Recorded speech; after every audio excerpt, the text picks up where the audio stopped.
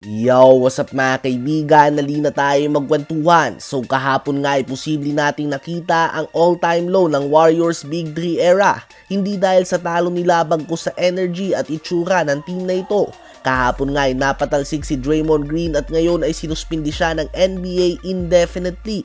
Ibig sabihin ay wala itong timetable kung kailan ba siya makakabalik. Kailangan na may ma-meet siyang certain team and league requirements bago siya payagan na maglaro ulit sa liga. Ito nga ay dahil sa paulit-ulit na pananakit sa kapwa player at paggawa ng mga unsportsmanlike actions. Expected din siya na sumailalim sa isang counseling dahil hindi na nga talaga magandang aksyon na pinapakita niya at mukhang kailangan niya ng tulong ng isang professional tulad ng sabi ni Jusuf Nurkic at ni KD.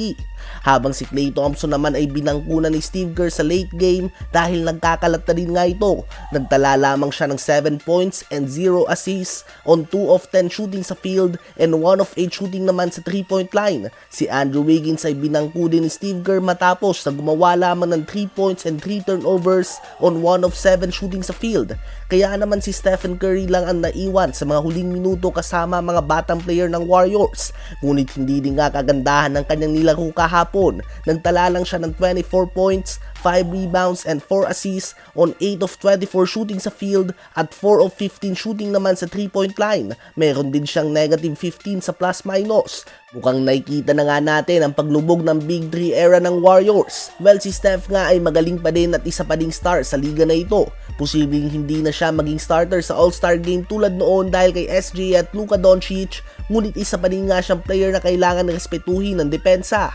Ngunit si Klay Thompson nga ay hindi na ginagalang ng depensa. Nakikita nga siya bilang isang player na titira lang ng titira kahit napilit at liability para sa offense ng Warriors dahil ball stopper na nga ito at hindi na din siya ganun katindi sa depensa tulad noon.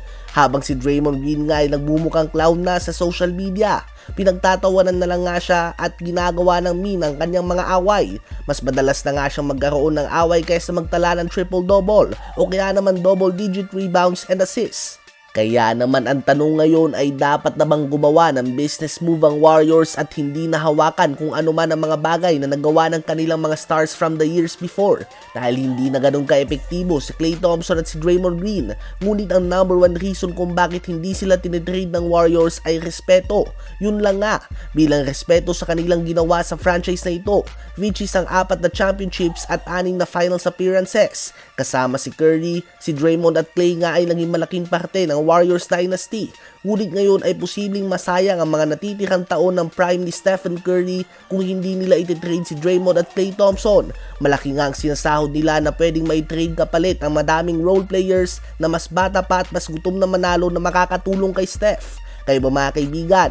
Sa palagay nyo ba ay dapat nang i-trade ng Warriors si Klay Thompson at Draymond Green o disrespectful ito matapos ang kanilang mga nagawa para sa franchise na ito?